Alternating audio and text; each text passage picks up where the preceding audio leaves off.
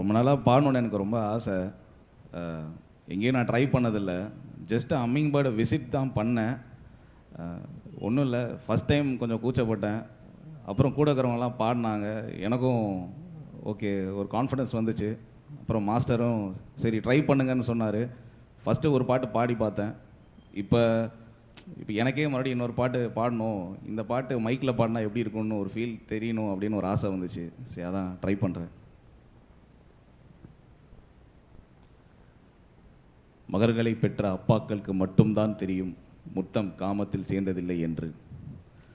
ஆனந்த யாழை மீட்டுகிறாய், நெஞ்சில் வண்ணம் தீட்டுகிறாய், அன்பெனும் கூடையை நீட்டுகிறாய், அதில் 1000 மழை துளி கூட்டுகிறாய்.